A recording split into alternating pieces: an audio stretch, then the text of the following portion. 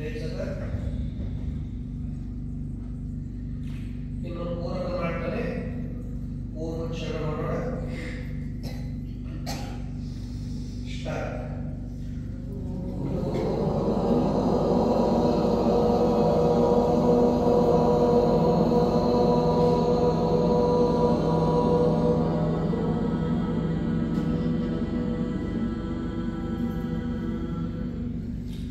ಪುನಃ